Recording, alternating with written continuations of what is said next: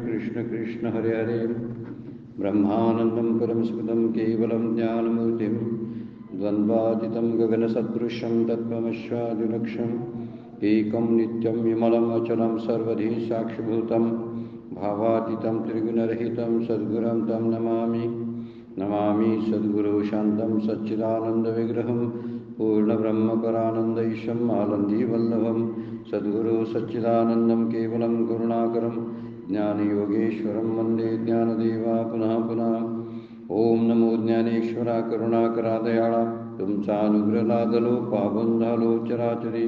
मी कलाकसरी काहीच नेने बोलतो वचने अतिभाविका, एका जनार्दनी तुमचा दास त्याची अस्पृहावी। सर्व संतांना वंदन, सद्गुरूंना वंदन, आपणा सगळ्यांना वंदन करून आजच्या चिंतनाला प्रारंभ। कालच्या चिंतनामध्ये आपण विचार करत होतो, माऊलींचा संवाद सुरू आहे, संवाद मांडतात अर्जुन आणि श्रीकृष्ण यांच्यातला संवाद। आणि वर्णन करताना माऊली म्हणतात, त्यांची कृपादृष्टी जी आहे भगवंताची, ते म्हणू कारुण्य रसाची वृष्टी की नवया स्नेहाची सृष्टी, हे असो नेनिजे दृष्टी हरीची वाणू। म्हणजे मला कोणत्या शब्दानं भगवंताच्या कृपादृष्टीचं वर्णन करायचं यासाठी शब्द सापडत नाहीत असं माऊली बोलतात। जे अमृताची ओतली की प्रेमची पिमोनी मातली, म्हणून अर्जुन मोहे गुंतली निघो नेने। जणू ती कृपादृष्टी कशी आहे की ओतलेली पुतळी आहे किंवा प्रेम पिऊन मात चढलेली असं आहे, असं वर्णन माऊली त्यांचं करालेत। आणि मोहानं म्हणून अर्जुन मोहे गुंतली निघो नेने, भगवंतांना मोह कुणाचा आहे? अर्जुनाचा। अर्जुनाचा मोह घालवण्यासाठी भगवंत गीता सांगायला लागले, पण अर्जुनाचा मोह मात्र म्हणजे खऱ्या अर्थानं जे भक्त असतात त्या भक्तांचा मोह असतो देवाला। भक्ताचं काय करावं आणि त्याला कशी उत्तराई व्हावी यासाठी भगवंत प्रयत्न करत असतात, पण भक्ताला त्याची जाणीव कदाचित असते नसते, पण भक्त काही मागतही नाही। पण इथं वर्णन केलंय की त्यांची कृपादृष्टी जी होती ती अर्जुनाच्या मोहात गुंतलेली होती, म्हणजे मोह पडलेला होता भगवंताला। हे भाऊ जे जे जलपी जेल ते ते कथेशी फाक होईल, परी ते स्नेह रूपानं येईल बोलवरी। कितीही शब्दाने त्याची मांडणी केली तर ते यथार्थ असे शब्द माझ्याकडे नाहीत असं ज्ञानेश्वर माऊली बोलतात। जे अर्जुन आणि श्रीकृष्ण भगवंत यांचा संवाद आणि त्या संवादातलं रहस्य, त्यांच्यामध्ये असणारा प्रेमाचा जो धागा आहे त्याचं वर्णन मला करता येत नाही असं माऊली बोलतात। त्यामुळे किती जरी बोलावं, बहु जे जे जलपी जेल, किती बडबड जरी केली तरी कथेशी फाक होईल, म्हणजे माझं जे तत्त्वज्ञान भगवद्गीतेचं मी सांगतोय त्याला विषयांतर होईल, आणि म्हणून मी आता सांगणार नाही म्हणतात माऊली। त्यासाठी 173 नंबरची ओळी 5व्या अध्यायातली आपण पाहिलेली होती। आपण 5व्या अध्यायाचा शेवट बघायला लागलेलो आहे। म्हणून विसुरा कायेने तो ईश्वरू कवळा कवळा वाक कवने, जो आपले मान नेणे आपणची विचाराशी काय प्रयोजन आहे। जो ईश्वर आपले मोजमाप कर जाणत नाही तो कोणी आकलन करावं। भगवंताला स्वतःच मोजमाप माहिती नाही। 10व्या अध्यायामध्ये विभूतीचं वर्णन केलेलं आहे। भगवंत म्हणतात, माझ्या विभूती फार विस्तरलेल्या आहेत, मलाच ठाऊक नाहीत की माझे अवतार किती आहेत आणि कशा कशामध्ये मी आहे, असं वर्णन 10व्या अध्यायामध्ये केलेलं आहे। ज्या भगवंताला आपल्याबद्दलची मोजमाप करता येत नाही, तो इतरांना त्याची मोजमाप करता येईल का, असा माऊलींचा प्रश्न आहे। विसुरा कायीने तो विश्वरू कवळा कवने, कवळावा कवने, म्हणजे विसुरा शब्दाचा अर्थ आहे विचाराशी काय प्रयोजन आहे की आपले मान नेणे आपणची, तो कोणी आपलं स्वतःचं आकलन मोजमाप करू शकत नाही, तो दुसऱ्याला कसं आकलन करता येईल असं वर्णन केलेलं आहे। माऊलींचे एक अमृतानुभवमध्ये फार सुंदर ओवी आहे। ते म्हणतात, एवं वस्तूशी जाणू जाता जाणण्याची वस्तू तत्वता, मग जाणणे आणि जाणता कैसा उरे। जाणणं आणि जाणणं पण जे असतं आणि जाणणारा जो असतो तो उरतच नाही। ज्यावेळी भगवंताला जाणणारा जो एखादा जातो ना, त्यावेळी तुकाराम मला सुद्धा वर्णन करतात, देव पाहावया गेलो आणि देवची होऊन ठेलो। जेव्हा एखादी गोष्ट, म्हणजे एक उदाहरण त्यासाठी माऊलीने दिलेलं आहे, एखादी मिठाची बाहुली आहे, ती मिठाच्या बाहुलीला वाटतं आपण समुद्राचं माप घ्यावं, समुद्र किती खोल आहे, आणि ते बघायसाठी ती त्यावेळी जाते ना, त्यावेळी ती समुद्र पण होऊन जाते। तसं भगवंताच्या गुणानुवादामध्ये आणि त्याच्या नामस्मरणामध्ये भक्त हा भगवंताशी एकरूप होत असतो. इथं वर्णन करतात वस्तूशी जाणू जाता. त्या आत्मस्वरूपाला जर जाणायला गेलं तर जाणणीची वस्तू तत्वता, ती जाणायची वस्तू तो स्वतःच बनतो. त्यामुळं जाणणे आणि जाणता कैसा उरे, जाणणारा आणि जे जाण्याची ज्ञेय आहे ते राहतच नाही ना. ज्ञाता आणि ज्ञेय एकरूप झाले की त्या ज्ञानाला ते ज्ञानरूपच राहतं, शिल्लक काही राहत नाही. असं वर्णन अमृतानुभवमध्ये केलेलं आहे. आणि त्याचा एक रेफरन्स म्हणून इथं सांगितलेला आहे बघा. म्हणून विसुरा काय येणे, तो ईश्वरू कवळावा कवणे. कुणी त्याला पकडता येईल? आणि आमच्या इंद्रियांनी त्याला पकडता येईल का? शक्यच नाही. ईश्वराला आपल्या विभूती सांगता येत नाही. जो आपले मान नेणे आपणची. माऊली पुढे बोलतात, आता वर्णन कसं केलंय बघा. पुढच्या सगळ्या ओव्या ज्या आहेत त्याचं संवाद रूपानं सांगितलेलं आहे. अर्जुन आणि भगवंतांचा संवाद आहे. तर मागील ध्वनियांत मज गमला सावियाच मोहित, जे बलात्कारे असे म्हणत परिस बापा. तरी मागील भगवंताच्या बोलण्याचा जो अभिप्राय आहे, ध्वनी अंत शब्द वापरलाय. ध्वनी अंत म्हणजे बोलण्यातला जो अभिप्राय आहे, म्हणजे शब्दाच्या पाठीमागं असणारं मनोगत जे असतं त्याला अभिप्राय म्हणतात. शब्द पुढे असतात पण अर्थ त्याच्या मागे लपलेला असतो. त्या लपलेल्या अर्थाला अभिप्राय म्हणतात. त्याला ध्वनी अर्थ म्हणतात. ध्वनी अर्थ म्हणजे ध्वनी अर्थ म्हणजे काय, तर त्या एखाद्या शब्दातून निघालेला अर्थ त्या शब्दापेक्षा शब्दाच्या पाठीमागे जास्त असतो. तशा अर्थानं म्हणतात मागील ध्वनी अंत म्हणजे मागील अभिप्रायातून मला सहज वाटले. मज गमला सावियाच मोहित, तो भगवान अर्जुनाच्या प्रेमाने मोहित झालेला आहे असंच माऊली बोलतात. कारण बलात्कारे असे म्हणत परिस बापा. युद्ध प्रसंगात अष्टांग योग सांगण्यासारखा अनुकूल देश काळ नसताना सुद्धा तो केवळ मोहाच्या बलात्काराने अर्जुना म्हणतो की बाबा अर्जुना तू ऐक. वास्तविक तसा काळ आहे का? देश आणि काळ तसे आहेत काय, असं माऊलींचा प्रश्न आहे. की त्याच ठिकाणी युद्धाचा प्रसंग आहे आणि अशा युद्धाच्या प्रसंगात अष्टांग योग सांगावा आणि तो अर्जुनानं ऐकावा असं भगवंतांना वाटतं. किती विचित्र गोष्ट आहे असं माऊली बोलतात. अर्जुना जेने जेने भेदे तुझे का चित्त बोधे, तैसे तैसे विनोदे निरूपिजेल. आता अर्जुना सिद्धांताची जी फोड करायची आहे तो भाषेच्या शैलीने तुझ्या चित्ताला जसं समजेल तसं मनोरंजक आणि सहज सोप्या भाषेत मी तुला सांगेन. खरंच आहे, परमार्थ मनोरंजक भाषेत सोप्या भाषेत सांगणं जो आहे ही कला संतांना उगत होती. म्हणून तुकारामांची गाथा, ज्ञानेश्वरी, समर्थांचा दासबोध किंवा नाथांचं भागवत हे ग्रंथ प्रसिद्ध होणे आणि लोकमानसामध्ये रुजण्याचं कारण ते आहे. एकदम सोपी भाषा, रसाळपणा, गोडवा आणि मनोरंजकता, त्यातले दृष्टांत सुंदर असे दृष्टांत, यामुळं लोकांना ते आवडायचे. म्हणूनच हे ग्रंथ प्रसिद्ध झाले. हे मुख्य गोष्ट आहे. तर इथं म्हणतात हळू मला तुझ्या चित्ताला जसा बोध होईल तसं तसं मी सांगेन, तुला समजेल अशा भाषेत अष्टांग योग सांगतो. तो कायसा या नाव संयोगू तयाचा कवन उपयोगू अथवा अधिकार प्रसंगू कवना येते. त्या योगाचा उपयोग कुठं होतो, कोणी करावा, त्याचा अधिकारी कोण आहे याचं वर्णन मी तुला करून सांगेन. तो योग कोणता, ते योग हे नाव कसे, त्याचा उपयोग काय आणि त्याचा अधिकार कोणाला प्राप्त होतो. तो कायसया नाव योगू तयाचा कवना उपयोगू अथवा अधिकार प्रसंगू कवना येतो. कुठल्या ठिकाणी कोणाला तो उपयोगी पडेल, तो अधिकारी कोण, याचेही वर्णन मी आता पुढील अध्यायामध्ये सांगणार आहे. माऊली बोलतात, माऊलींनी भगवंताच्या मुखामध्ये या ओव्या टाकलेल्या आहेत. ऐसे जे जे काही उक्त असे ठाई ते आगावीचे पायी सांगेन आता. या प्रकरणात सांगणं जेवढं आवश्यक आहे ते सगळं तुला मी सांगतो. अष्टांग योगाविषयी तू चित्त देऊनी अवधारी ऐसे म्हणून श्रीहरी बोली जेल ती पुढारी कथा आहे. पुढारी म्हणजे पुढे, पुढील अध्यायामध्ये ती कथा आहे. आता श्रीहरी जशी कथा सांगणार आहेत ती पुढच्या अध्यायामध्ये आहे. श्रीकृष्ण अर्जुनाशी संगू तो सांडूनी सांगेल योगू, तो व्यक्त करू प्रसंगू म्हणे निवृत्तीदास. अर्जुनाशी असलेली मैत्री न सोडता अर्जुनाशी संगू श्रीकृष्ण अष्टांग योग आणि जीव ब्रह्मैक्य सांगतील.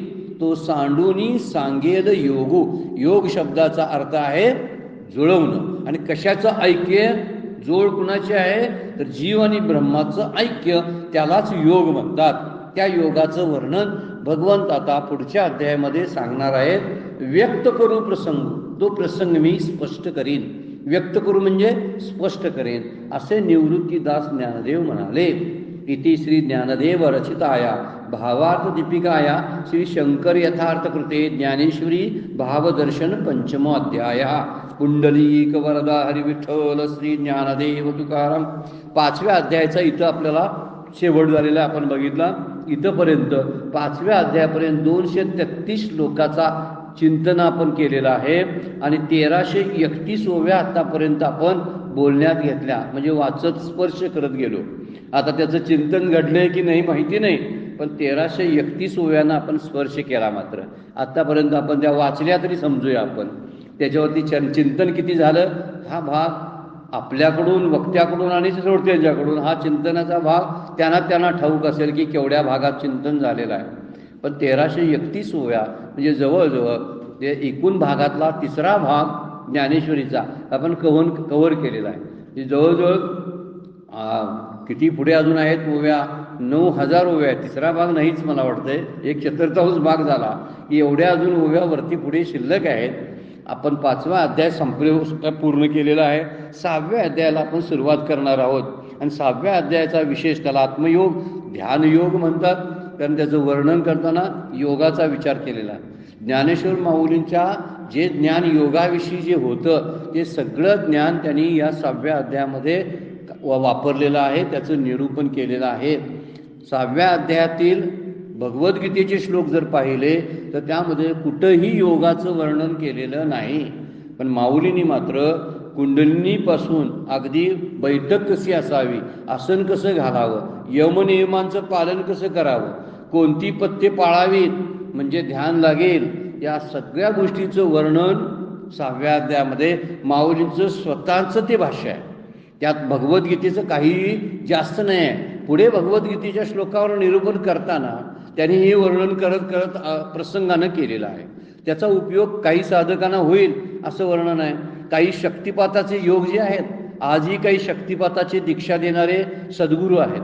अशा शक्तिपाताची दीक्षा म्हणजे नेमकी कशी असते आपल्याला ह्या अध्यायामध्ये आपल्याला समजायला लागते. ती ज्ञानेश्वर माऊलींनी त्याचं वर्णन या अध्यायामध्ये केलेलं आहे. त्यामुळं जवळजवळ 450 ओव्यांचा हा 6वा अध्याय आहे आणि त्याच्यावरचं निरूपण आजपासून आपण सुरू करतोय. त्यामध्ये सुरुवातच माऊलींनी केलेली आहे. जवळजवळ 35-40 ओव्या ज्या वापरल्या त्या नमनाच्या किंवा या प्रसंगानं त्यांना काय जे जे वाटलेलं असतं त्या वाटलेल्या गोष्टीचं वर्णन केलेलं आहे. त्यामध्ये अलंकारिक भाषा आणि त्यातली काव्य जर आपण बघायला लागलो तर ते काव्यही बघण्यासारखं आहे. वास्तविक या ओव्यांशी भगवद्गीतेचा संबंध फारसा नाही आहे, पण माऊलींचं स्वतःचं काव्य आहे आणि ते बघण्यासारखं आणि अभ्यास करण्यासारखं आहे. जवळजवळ 500 ओव्यांचा हा अध्याय आहे. 497 ओव्या या अध्यायामध्ये आहेत. मग राया ते म्हणे संजयो, तोची अभिप्राय अवधारिजो, श्रीकृष्ण सांगती आता जो योगरूप. कशी जुळणी केली आहे बघा बरोबर अध्यायाची. इकडे वर्णन कसं केलं बघा. श्रीकृष्ण अर्जुनाशी संगू, न सांडूनी सांगेल योगू, तो व्यक्त करू प्रसंगू म्हणे निवृत्तीदासू. अशी शेवटची 5व्या अध्यायाची ओवी आहे आणि त्याला जोडून पुढे शब्द घेतलाय. कारण तू चित्त देऊनी अवधारी, ऐसे म्हणून श्रीहरी. आणि इथं काय म्हणतात, मग राया ते म्हणे संजयो, तोची अभिप्राय अवधारी जो. आत्ता तोच अभिप्राय जो आहे की त्या शब्दाचे जे अर्थ आहेत अष्टांग योगाविषयीचा अभिप्राय आता सांगणार आहेत. असं कोण कुणाला म्हटलं? राया ते म्हणे संजयो. धृष्टराष्ट्र राजा ऐकायला लागलाय ना, आणि त्यामुळे तो अंध असल्यामुळं ही सगळी बातमी जी आहे दूरदर्शनच आहे जवळजवळ. पूर्वी आपण म्हणतो टीव्हीचे शोध आता लागलेले आहेत, पूर्वी नव्हता. पण हा टीव्हीचाच प्रकार आहे. इतक्या लांबून चालणाऱ्या युद्धाचा प्रसंग संजय इत्यंभूत धृतराष्ट्राला सांगत आहे, अशी दूरदृष्टी व्यासाने त्याला दिलेली होती. त्यामुळं राया ते म्हणे संजय, संजय राजा धृतराष्ट्राला म्हणाला, श्रीकृष्ण अर्जुनाला जो अष्टांग योग सांगणार आहेत त्याचा अभिप्राय सांगणार आहे तोच आता ऐक. मग राया ते म्हणे संजयो, तोची अभिप्राय अवधारिजो श्रीकृष्ण सांगती आता जो योग रूप. हा योगाचा प्रसंग आहे आणि म्हणून मग शब्दानं सुरुवात केली. मग राया ते म्हणे संजयो. मग म्हणजे काय, आतापर्यंत 5वा अध्याय सांगितल्यानंतर 5व्या अध्यायाच्या 27व्या आणि 28व्या श्लोकावरती योगाचं भाषांतर करायला सुरुवात केलेलीच आहे आणि म्हणून मग शब्द वापरलेला आहे. तर धृतराष्ट्र जो आहे तो अनाधिकारीच आहे, त्याला सांगितलेला तो ऐकतही नाही. असे खूप लोक असतात बघा, श्रवणाला बसलेले असतात पण त्या श्रवणाचा आणि आपला काही संबंध आहे असं काय नसतेच. ते सहज काहीतरी फॉर्मॅलिटी म्हणून बरेच लोक प्रवचन कीर्तन ऐकतात म्हणून सुद्धा ऐकायला जाणारी खूप मंडळी असतात. काही व्याख्यानं ऐकायला जातात पण त्यांचं लक्ष फारसं नसतंय, इकडे काय चाललंय तिकडे काय चाललंय असं बघत ते त्या खुर्चीवर बसलेले असतात. धृतराष्ट्र त्यापैकी एक आहे. त्याला घेणं देणं कशाशी आहे माहिती आहे का, तर आता युद्धाचा प्रसंग शेवटी विचार केलेला आहे ना, हे युद्ध कोण जिंकेल असा त्याचा प्रश्न आहे शेवटच्या अध्यायामध्ये. त्याचा अर्थच असा आहे की माझ्या मुलांनी युद्ध जिंकलेल काय याची शंका त्याला आहे. अर्जुनाच्या शौर्याविषयीची त्याला कल्पना आहे, त्यामुळे अर्जुनच युद्ध जिंकेल अशी खात्री आहे त्याला. म्हणून पुन्हा पुन्हा म्हणतोय काय काय घडलं ते मला त्या युद्धाविषयीचं सांग. तत्वज्ञान नको म्हणतोय तो. पुढं आले माऊलीने त्याच्या मुखामध्ये उभी घातलेली आहे, त्याला तत्वज्ञानाशी काही घेणं देणं नाही. म्हणून इथं म्हणलेलं आहे मग राया ते म्हणे संजयो. आणि हा अनाधिकारी आहे. इतक्या वर्षाचा संघ होताच ना त्याला. आपण म्हणतोय संगतीनं माणसं शहाणी होतात सुधारतात, पण हेही सुद्धा काय अर्धसत्यच मानायला पाहिजे. कारण बरेच वेळा चांगल्याची संगत लागून सुद्धा माणसामध्ये काय फरकच पडत नाही अशी माणसं खूप असतात. हा धृतराष्ट्र सुद्धा भीष्माचार्य होते, द्रोणाचार्य होते, व्यास होते, नारद भेटत होते अधूनमधून, भगवान श्रीकृष्णाचा सहवास धृतराष्ट्राला मिळत होता. तर काय फरक पडला त्याच्यात, त्याचा मोह कुठं गेला होता? नाही. एवढ्या भगवंताच्या परमात्म्याच्या दर्शनानं सुद्धा त्याचा मोह गेला नाही. यावरून एक गोष्ट लक्षात येते की नुसत्या सहवासाचा परिणाम होत नाही, त्या सहवासाचा फायदा करून घेतला तर परिणाम होतो. अन्यथा काय खूप लोक असतात मोठमोठ्या एखाद्या महात्म्याचे काम करणारे जी मंडळी असतात ना, त्यांची सेवा करणारे, ती सेवेशीच मतलब ठेवतात. ते महात्मे कोण आहेत कधी समजून घेत नाहीत. अशी करणारी खूप मंडळी आहेत आणि खूप वर्षे त्यांच्याजवळ असतात. कधी कधी त्यांच्या गाडीवर असणारे ड्रायव्हर सुद्धा असतात. काही काहींनी प्राप्त केलं, पण काही काही असतात ना की त्यांच्याबद्दल त्यांना काहीच ठाऊक नाही. त्यांना न्याहायच्या इप्सितस्थळी पोचवणं, घेऊन येणं एवढंच काम ते करत असतात. हा माणूस, ही व्यक्ती कोण आहे, जीवनमुक्त आहेत का याचा विचार त्यांच्या डोक्यात कदाचित नसतो. काही माणसांनी त्याचा फायदा सुद्धा घेतलेला असतो. उदाहरण घ्यायचं आहे धृतराष्ट्राचं. एवढ्या संगतीचा फायदा त्यानं करून घेतलाच नाही. एवढे नारद यायचे नेहमी हस्तिनापुरामध्ये, भगवान श्रीकृष्णाचं दर्शन व्हायचं तरीसुद्धा. म्हणून हे प्रारब्धातच असावं लागतं. जे ज्या गोष्टी ज्या मिळणार आहेत त्यांना बऱ्यापैकी प्रारब्धात असाव्या लागतात. त्याची तीव्र तळमळ आणि मुमुक्षत्व आपल्याकडे असावं लागतं, तरच ती गोष्ट प्राप्त होत असते. नाहीतर नुसतं ऐकून काय उपयोग होतो. धृतराष्ट्रानं सुद्धा गीता ऐकलीच ना, ऐकली. काय परिणाम झाला? मोह कुणाचा गेला? अर्जुनाचा गेला. कारण तो तीव्र मुमुक्षू आहे. म्हणून संजयाचा मोह नव्हताच, त्याला जायचे काही संबंध नाही. मग धृतराष्ट्राचा जायला पाहिजे होता ना मोह. आणि पहिल्यांदाच म्हणतोय मामका पांडवा, मामका शब्द वापरलेले आहेत. माझा पुत्र, माझे पुत्र आणि पांडव काय करत आहेत. सुरुवातीच्या श्लोकामध्येच भगवद्गीता सांगते की त्याला मोह केवढा होता. म्हणून हा अनाधिकारी आहे. म्हणून अवधारी एक शब्द वापरावा, तोची अभिप्राय अवधारिजो. अवधारिजो शब्दाचा अर्थ आहे अवधारण करणं, म्हणजे एखाद्या गोष्टीचा निश्चय करणं. निश्चय करणं फार महत्त्वाची गोष्ट असते. अवधारण शब्दाचा अर्थ निश्चय आहे. ऐकणं सोपं असतं, पण ऐकलेल्या गोष्टीचा निश्चय करणं अवघड असतं. आणि निश्चयामध्ये ब्रह्मज्ञान सामावलेलं आहे. बुद्धी निश्चय आत्मज्ञान, ब्रह्मरूप भावी आपण माऊलींची ओवीच आहे. ह्याचा विचार थोडासा आपण ह्याच अध्यायामध्ये आपण बघायला मिळाली की ही ओवी सांगतेच काय, जे ऐकलं त्याचा निश्चय व्हावा लागतो. आपले निश्चय पक्के नसतात. ऐकणं सोपं असतं म्हणून करता येतं, निश्चय अवघड असतात म्हणून जमत नाही. अवघड असतात म्हणजे काय, ते पाळावे लागतात ना, त्याचे पत्ते पाळावे लागतात सगळे. ही पत्ते पाळणं जमत नाही म्हणून निश्चय डळमळीत होत असतात. ज्यांचे निश्चय पक्के ते मोठी माणसं झालेली आहेत, जी कुठल्याही क्षेत्रामध्ये असू द्यात बरं काय. ज्यांनी निश्चय ज्यांचे पक्के आहेत ना, हे करायचं ठरवलं ठरवल्यापासून कामाला सुरुवात करतात ते, आणि ते काम पूर्ण होईपर्यंत गप्प बसत नाहीत. हे त्यांचं मुख्य आहे. या बाबतीत हे विचार हा धृतराष्ट्राकडे नव्हता. तिथे शब्द केला ऐकणं सोपं असतं, पण त्याचा अभिप्राय जो आहे, अभिप्राय म्हणजे तात्पर्य, त्याचा गर्भित अर्थ काय आहे हे समजला पाहिजे. त्या कळण्यासाठी सूक्ष्म बुद्धी असायला लागते. ही सूक्ष्म बुद्धीसुद्धा प्रारब्धानं, गुरुकृपेनं, ईश्वर कृपेनं प्राप्त होत असते. कधी कधी शास्त्राची कृपा होते. या सगळ्या ज्या 4 कृपा सांगितलेत ना, शास्त्रकृपा, ईश्वर कृपा, गुरुकृपा आणि आत्मकृपा, त्याला अंतःकरणाची कृपा म्हणतात शेवटची. ही अंतःकरणाची कृपा आपल्या एकूण तपावर आणि स्वाध्यायावर अवलंबून असेल. पण पहिल्या कृपा ज्या आहेत प्रयत्नावर अवलंबून आहेत ना. मोठं प्रयत्न असायला पाहिजे, शास्त्राची कृपा व्हायला पाहिजे, त्याशिवाय शास्त्र कळत नाही. मग शास्त्राची कृपा व्हायला ईश्वरांची कृपा हवी लागते, त्याशिवाय सूक्ष्म बुद्धी येत नाही. ईश्वर कृपा झाल्यानंतर मग श्रीगुरु भेटत असतात असं शास्त्रानं वर्णन केलेलं आहे. आपल्याला श्रीगुरु भेटले असतील तर आपणही समजायला हरकत नाही आमच्यावर आपली ईश्वराची कृपा आहे. हितं वर्णन करताना म्हणतात की जो केलेलं असतं हे समजण्यासाठी सुद्धा सूक्ष्म बुद्धी असायला लागते. सूक्ष्म बुद्धी बरोबर तळमळ असावी लागते. काही काही अनाडी अगदी काय त्यांना कळत पण नाही. काहींना शब्दाचं ज्ञान सुद्धा नसतं. काही इयत्ता शिकलेली पण नसतात, पण खूप शास्त्रामध्ये पारंगत असतात. खूप हुशार माणसं आहेत. आपल्या संतांच्या मध्ये सुद्धा केवढे मोठे काय, आता तुकोबांचे किती इयत्ता शिकले असतील, पण शब्दांची जाडजूडपणा आणि सांगितलेला वेदांत बघितला तर आपल्याला आपल्या शहाण्या माणसांना, ज्याने खूप अभ्यास केला आहे अशा माणसांना सुद्धा ते चॅलेंज आहे त्यांचे शब्द. बऱ्याच लोकांनी त्याच्यावरती PhD केल्यात, प्रबंध लिहिलेत, त्यांना ते चॅलेंज वाटतं. यावरून विचार करायला पाहिजे की सूक्ष्म बुद्धी कशी, त्याबरोबर तळमळ असायला पाहिजे. भगवंताला भेटायची तळमळ, त्याला जाणण्याची तळमळ, स्वतःला ओळखण्याची तळमळ जेव्हा प्राप्त होते तेव्हाच मोह जातो, त्याशिवाय जात नाही. आपल्याला जाण्याची तयारी सुरू केली की दुसऱ्याला जाण्याची इच्छाच निर्माण होत नाही ना. मला प्राप्त करायचं काय नाही असं एकदा ठरायला लागलं की प्रपंचाकडल्या अपेक्षा संपायला जातात ना. मग या प्रपंचातल्या अपेक्षा संपायसाठी मला काय मिळवायचं नाही हा तर निश्चय व्हायला पाहिजे ना. तो निश्चयच होत नसतो. मला काहीतरी हवं असा अपुरेपणाने उणीव सतत टोचत असते आपल्याला. म्हणून हे करायचं आहे माझं, हे करायचं असा शब्द आला ना, मग ते परमार्थाचं असू दे ना तर प्रपंचाचं, त्यावेळी उणीव मात्र आहे. करणं संपायच लागतंय दोन्हीतलंही. प्रपंचाचं आणि परमार्थाचंही संपावं लागतं. आणि परमार्थ जेव्हा संपतो तेव्हा कृतार्थ येते. प्रपंच संपत नाही, प्रपंच आपल्याला संपवतो.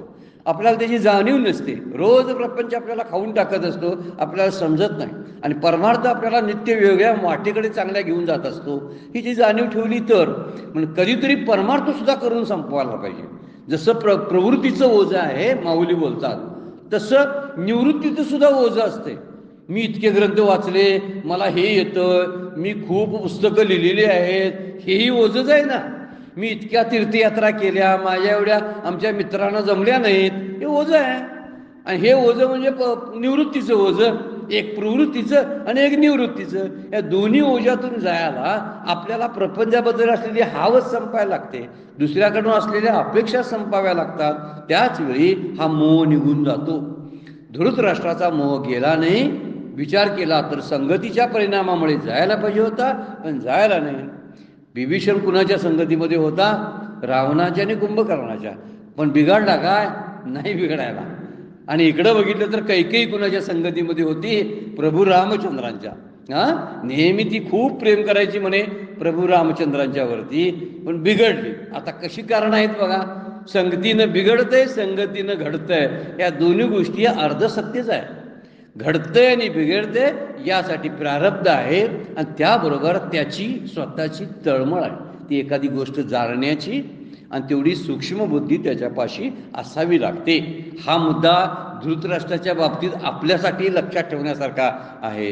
धृतराष्ट्राला आता ह्या 5 अध्यायामध्ये एवढं सांगून सुद्धा तू आता बोलतोय तुला कोणी विचारलं होतं, पुढं आहे तुला कोणी हे विचारलंय, कोणी नको ते कशाला सांगायला लागलास, युद्धाचं सांग मला, म्हणजे त्याला तत्वज्ञान नको आहे. अशी खूप माणसं रस्त्याला भेटतात. हे कुठलं तुम्ही काही सांगायला लागलाय हो, ते ह्याचं सांगा, अमक्याचं सांगा, तमक्याचं सांगा, अमक्याचे भाव काय आहेत मार्केटमध्ये त्याच्याविषयी बोलत असतात माणसं. काहीतरी ज्ञानेश्वरी म्हणलं सांगायला तर कोण ऐकायला तयार होणार आहे का? नाही, फार संख्या कमी असते. तसा हा धृतराष्ट्र आहे. तो म्हणतो हे योगरूप आणि योगाचं स्वरूप तो सांगत आहे. म्हणून संजय सांगायला लागलाय, मग राया ते म्हणे संजयो तोची अभिप्राय अवधारी जो श्रीकृष्ण सांगती आता जो योगरूप. त्या योगाचे स्वरूप काय आहेत ते आता भगवंत अर्जुनाला सांगणार आहेत. असं संजयानं राजाला सांगितलं, धृतराष्ट्राला. सहजे, फार सुंदर उभी आहे बघा, सहजे ब्रह्मरसाचे पारणे केले अर्जुना लागी नारायणे की तेची अवसरी पाहुणे पातलो आम्ही. संजय काय बोलतोय बघा, वास्तविक माऊलींचंही मनोगत आहे बरं का. बोलताना संजय म्हणतोय हे ब्रह्मरसाचं पारणे म्हणजे पाहुणचार. पारणे म्हणजे उपवास सोडण्याचा जो प्रकार आहे ना, त्याला पारणं सोडणं म्हणतो. पारणं संपवणं, उपवास संपवायचा असतो त्यावेळी असं म्हणतात. आता पारणं काढू का, काय फिरूया आपण, किंवा उपवास सोडूया, ते पारणे शब्द त्यातला आहे. आता परागुणे शब्द खरा आहे असंही कुठल्या ज्ञानेश्वरीमध्ये त्याचा पाठ्यभेद आपल्याला बघायला मिळतो. पण पारणे शब्द प्रसिद्ध आहे, बऱ्याचशा ज्ञानेश्वरीमध्ये त्याचं वर्णन त्या शब्दाचं आहे. सहजपणाने एखादी गोष्ट जाता जाता प्राप्त झालेली असते ना, ती सहज म्हणायची. ज्या गोष्टीसाठी आपण गेलेलोच नसतो आणि जाता जाता एक मौल्यवान गोष्ट आपल्याला मिळते, त्याला म्हणायची सहजपणाने मिळणारी गोष्ट. त्यासाठी संजय बोलतो, सहज ब्रह्मरसाचे पारणे केले अर्जुना लागी नारायणाने भगवंतानी सहज हा पाहुणचाराचा मेजवानीचा बेत आखलेला होता. कुणाला जेवायला घालायचं आहे? भगवंतांना अर्जुनाला जेवायला घालायचं आहे. पण की त्याची अवसरे पाहुणे पातलो आम्ही. पण जाता जाता आम्ही त्यांचे पाहुणे, आणि जाता जाता त्यांना भेटून जावं म्हणून गेलो, तर त्या मेजवानीचा योग आम्हाला आला. कशी गंमतशीर ओवी टाकली आहे बघा.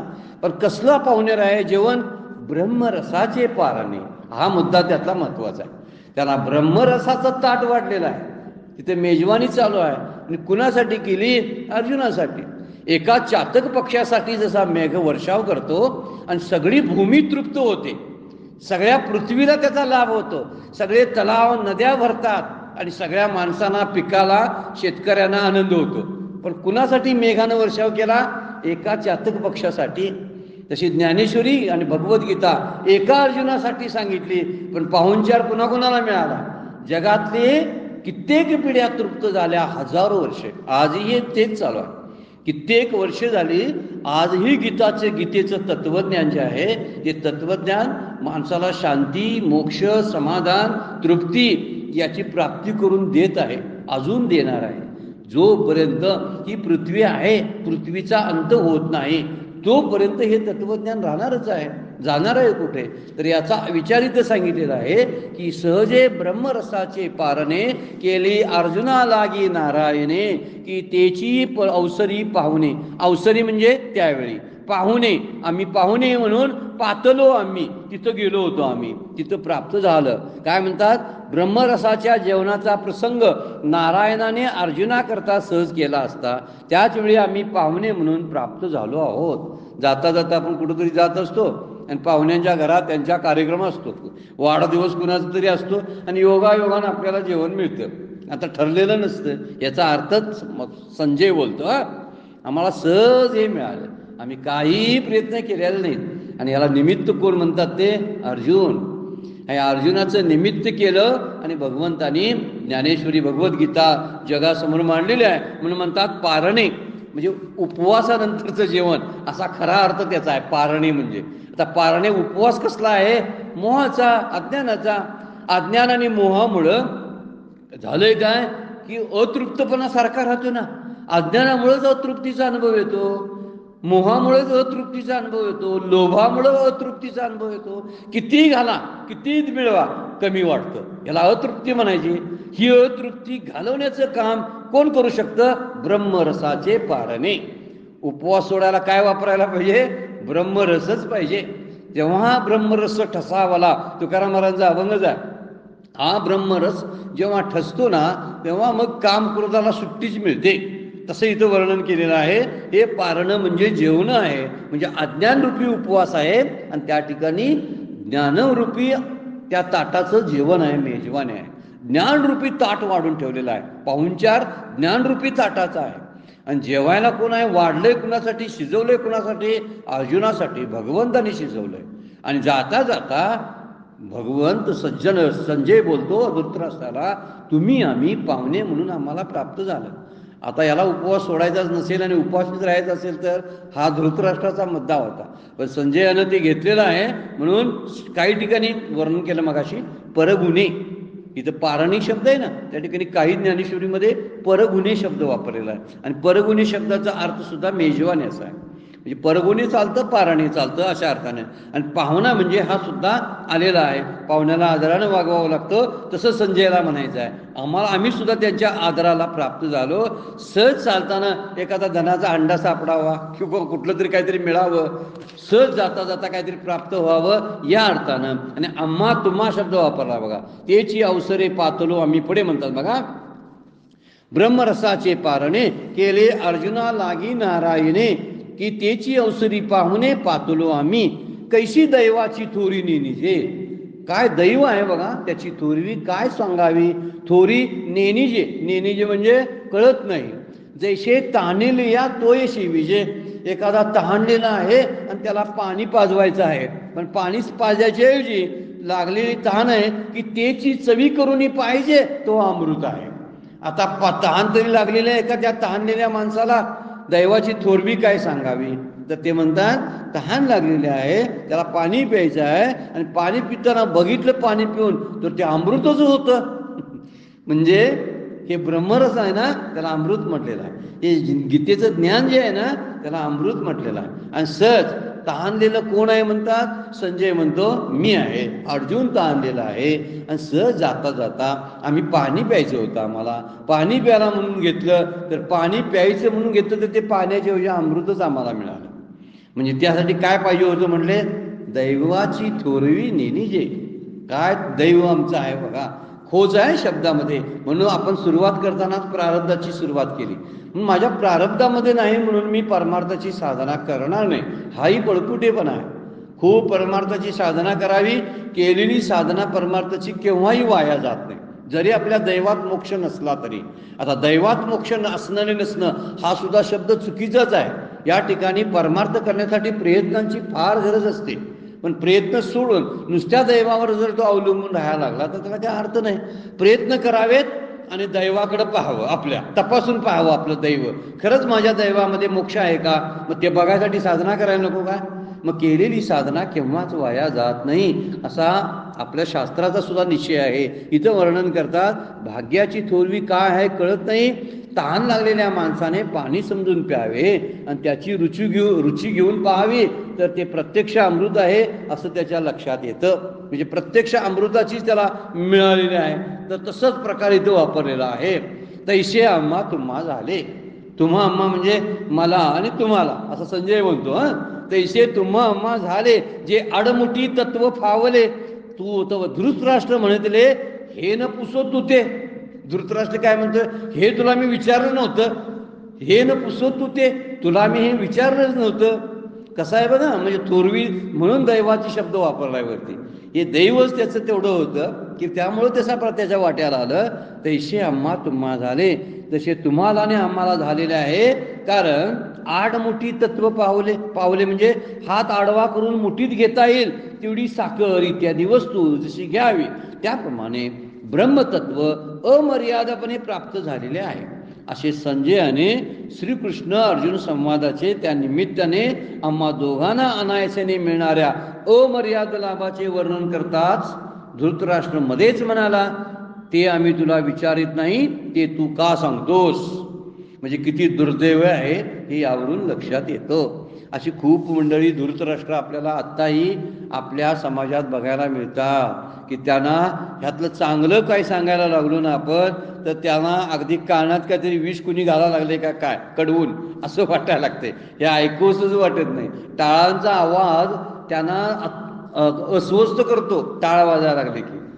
ह्याचा अर्थ असा आहे की त्यांना तिथे ऐकायचं त्यांच्या दैवामध्येही नाही, असा त्याचा सरळ अर्थ आहे. आणि म्हणून म्हणलं की धृतराष्ट्र म्हणले पुसो, तर या संजय येणे बोले, राया ते हृदय चोजवले, त्या अवसरी आम्ही घेतले कुमाराची या बोलण्याने या संजयाला धृतराष्ट्राचे अंतःकरण कळून आलं. तो शहाणा होता. म्हणला यांना काही सांगण्याचा अर्थ नाही, पण राजा आहे म्हणून दुखवता पण येत नाही. काय ते एवढी अक्कल आहे की नाही असं म्हणू शकला नसता. तो चाकर आहे त्यांचा.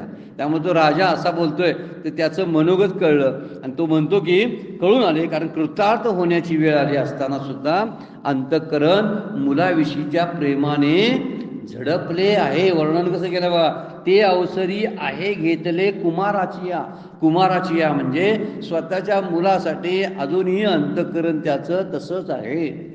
फार वर्णन मोहाचं पहिल्या अध्यायातच माऊलीने खूप केलेलं आहे की मुलांच्या प्रेमाखातर, त्याला प्रेम म्हणता येत नाही, आसक्ती खातर आपण त्याला प्रेम म्हणतो. माझं माझ्या मुलांच्यावरती प्रेम आहे असा शब्द जो वापरतो ना, चुकीचा शब्द आहे तो. मुलावरती प्रेम नसतं, आसक्ती असते.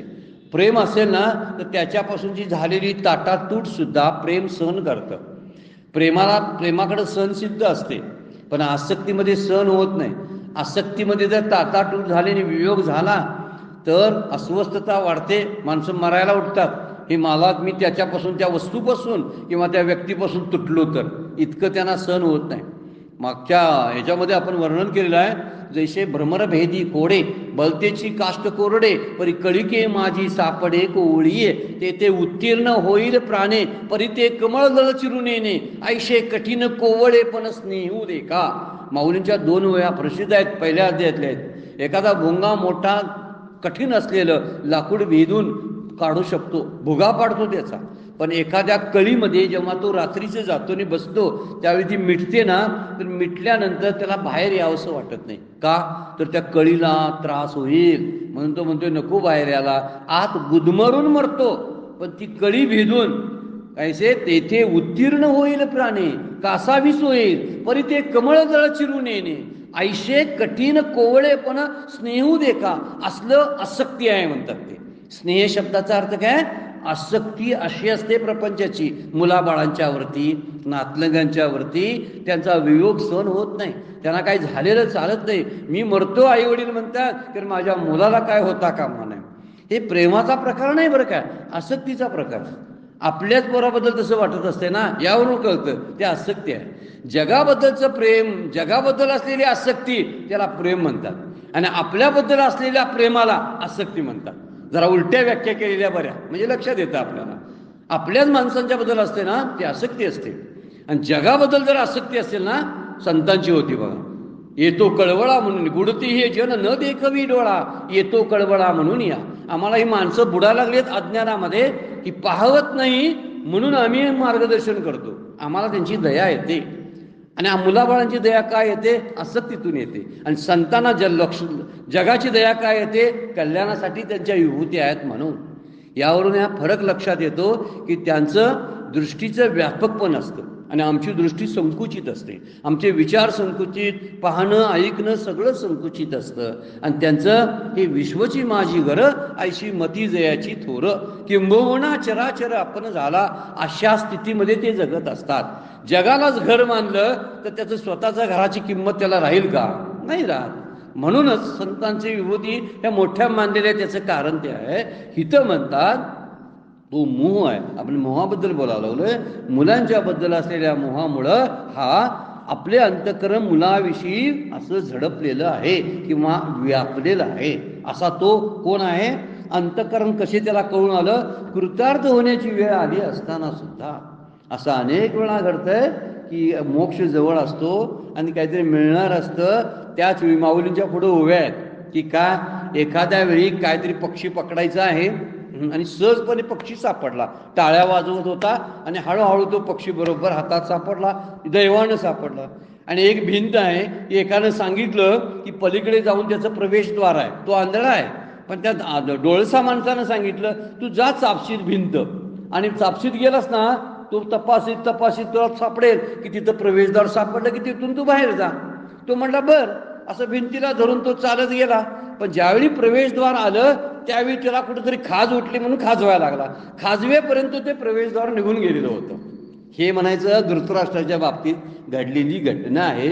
आपल्यापैकी अनेकांच्या बाबतीत अशी घडते बरं काय. समाजामध्ये असे खूप लोक असतात, संधीच्या वेळी ज्यांना झोप येते, काय काहीतरी प्राप्त करायचं असतं त्याच वेळी. याचा अर्थ दैवी गुन्हे, दैवाची थोरवी काय वनवार नावे. आहेत कष्ट, त्या माणसाला प्रवेशद्वारातून जायचं होतं ना, पण बरोबर दैवानं खास का उठावी अंगाला त्याच वेळी. हा मुद्दा तिथं वापरलेला आहे. आणि त्यामुळे इथं म्हणतात धृतराष्ट्रांना अशीच दुर्बुद्धी झालेली, कृतार्थ होण्याची वेळ आली असताना सुद्धा त्याला वाटायला कशाला असलं सांगायला लागलास मला तू.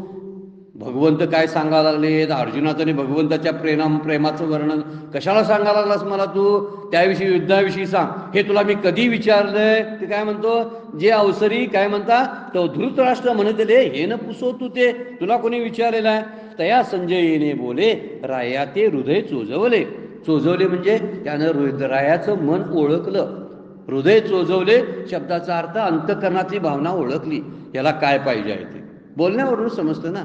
बोलण्यावरून माणूस ओळखतात, स्वभाव ओळखतात. माऊलींची ओळ आहे, झाड जाणीजे फुले. झाड कसं ओळखावं, फुलावरून. माणस जाणीजे बोले. माणस म्हणजे स्वभाव कशावरून ओळखावा, बोलण्यावरून. भोगे जाणीजे केले पूर्वजन्मीचे. फार सुंदर ओवी माऊलींच्या. तसा याच्यावरून समजतं.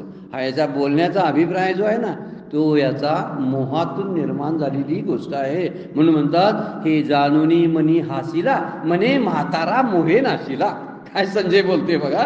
राजा आहे तो, त्याचा चाकर आहे, पण ह्याच्या मनात किती राग आहे बघा. मनातल्या मनात म्हणला जाणूनी मनी हसला, मोठ्यानं हसला नाही, मनातल्या मनात हसला. आणि म्हणला काय, मने म्हातारा मोहे नाशिला, एरवी बोल तरी भला झाला अवसरी ये. हे जाणून तो मनात हसला आणि म्हणाला म्हातारा मुलाच्या मोहानं अगदी वाया गेलेला आहे. त्याला शब्द वापरलाय नाशिला. नाशिला म्हणजे व्यर्थ आयुष्य गेलं. एरवी विचार करून पाहिलं तर काय, तर श्रीकृष्णाचे भाषण फारच चांगले होणार आहे. त्याला विचार केला, भगवंत किती आता मोठा अष्टांग योग सांगणार आहेत, पण याला काय जिज्ञासा त्याबद्दलची नाही जाणून घेण्याची. म्हणून हा बोलतो मनातल्या मनात हसला आणि म्हणाला म्हाताऱ्यानं स्वतःचं आयुष्य वाया घालवलं, काही उपयोग झाला नाही. परिते तैसे कैसेने होईल, जात्यंता कैसे पाहिलं, तेवीची येरू रोष होईल म्हणून भिये. पण घाबरला मात्र. कसा म्हणेल तुम्हाला मोह आलाय, मग तो शिक्षा देईल ना, राजा आहे. त्यामुळे तो बोलला नाही. देवीची येरू रोष घेईल, माझ्यावर यांचा रोष होईल म्हणून भिये. म्हणून तो घाबरला. म्हणून त्याने काय केलं, ते तैसे कैसेने होईल, होईलच कसं याच्या बाबतीत असा विचाराने त्यानं केला. तसे कसे होईल, अनादिकाळ्याला ते कसं रुचेल. त्यासाठी जात्यंदा कैसे पाहिलं. जात्यंदाला उजेडाची माहिती सांगायला लागल्यावर त्याला काय पटेल नाही, कळेल का. आणि त्यात इंटरेस्ट कुठं आहे त्याला. जर त्यातलं माहिती असेल थोडासा स्पर्श तर कळेल. जो जन्मताचा अंध आहे त्याला उजेडाबद्दलची माहिती कशाला सांगायची, प्रकाशाबद्दलची. असा संजय मनातल्या मनात म्हणाला. पण मोठ्यानं बोलू शकला नाही का, तर तो त्याला रोष होईल, राजा चिडेल. म्हणून परी आपण चित्ती आपला निकिया परी संतोषाला. जे संवाद फावला श्रीकृष्ण अर्जुनाचा, स्वतः मात्र तो आनंद पावलेला होता. संजय म्हणला मी माझं मोठं भाग्य आहे, आपल्या मनात चांगला संतोष झाला. आणि श्रीकृष्ण अर्जुनाचा जो संवाद आहे अनायसे व्यासाच्या कृपेने त्याला जो प्राप्त झाला होतो, जो तो संवाद फावला म्हणजे प्राप्त झाला श्रीकृष्ण अर्जुनाचा, त्या संवादाचं वर्णन आता तो पुढे करणार आहे. वेळ संपलेली आहे, आपल्याला थांबावं लागतं. आजची सेवा सद्गुरूंच्या चरणी, भगवान ज्ञानेश्वरांच्या चरणी अर्पण करून आपण विराम घेऊया. पुंडलिक वरदारी विठ्ठल श्री ज्ञानदेव तुकाराम.